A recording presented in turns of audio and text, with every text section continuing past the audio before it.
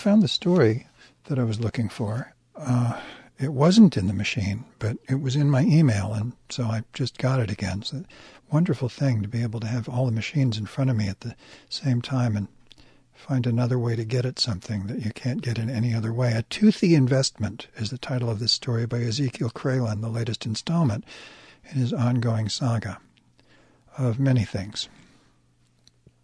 Ezekiel Kralin wrote email correspondence June 4th last year, subject Deke update, date June 4th. 2 mornings ago, June 2nd. He woke me from deep slumber at 7:30 a.m. Why did he do that, you may wonder? What else could it be, Watson, but for money's sake?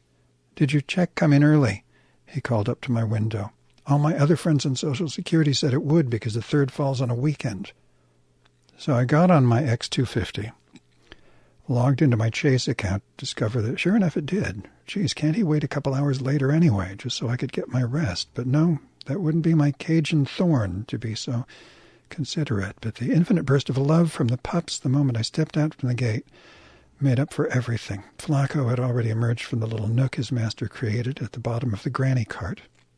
As I knelt on the sidewalk and began to pet her, Lucky left their cozy hidden spot too, with boundless joy to see me again. But about that cart, Deke had his bulky speaker set up in the supersized granny cart, tilted in such a way as to provide a mini cave at the bottom for the pooches, with extra cushioning from a folded blanket. I almost had a heart attack, for if that 40-pound monster should slip, one or both of the dogs would be crushed.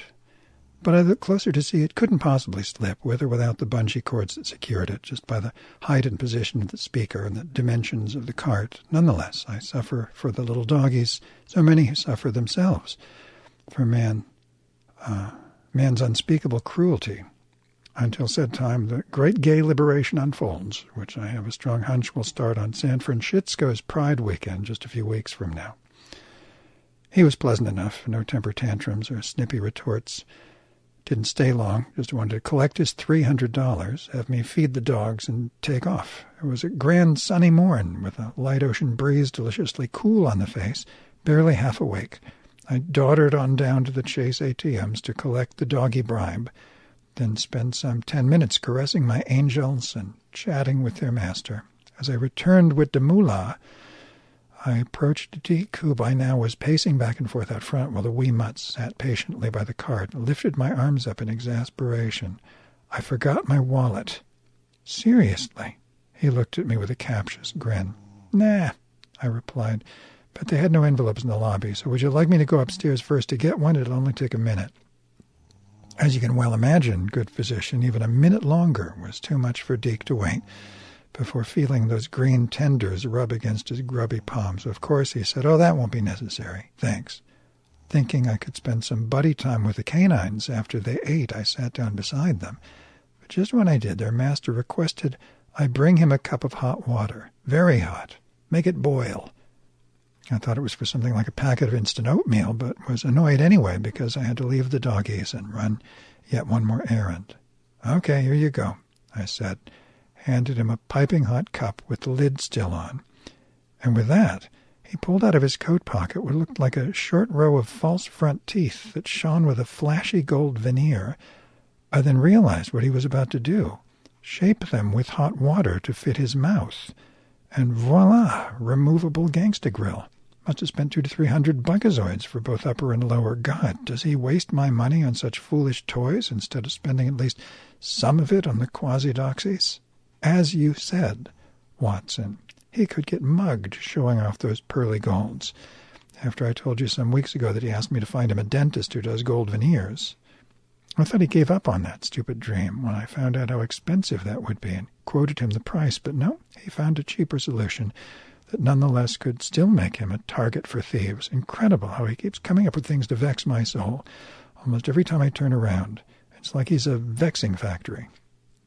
As if that weren't enough, by the time he was ready to shape the lower teeth, he exclaimed the water cooled down too much, so could I run upstairs again and boil more water? He often does this.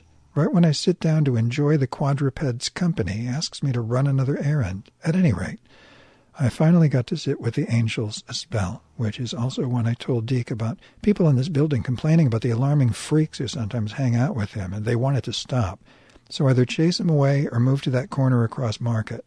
To my surprise, he didn't object, but simply said, "I understand." "Well, I imagine you don't want these creeps fucking up your space either," I added. "So it's a win-win all the way around if you keep them at bay. Look, I don't want these spooks around my building either." "Are they bothered that I'm out here now?" he queried. "Let me put it this way, Deke," I replied. "They don't want you or any homeless person hanging out front, disturbance or no. These are hostile, spoiled, rich bitches. I mean, I agree with them up to a point, the point being the scary scumbags who show up because you're here. They'll glom onto any street person hanging around, and you're the only one who does on my block anymore. So yes, you got to correct that. Otherwise, I disagree with the rest of their stupid complaints. I certainly don't need a fourth lawsuit, this time for being a public nuisance, because I invite a vagrant to hang out with me." To be continued.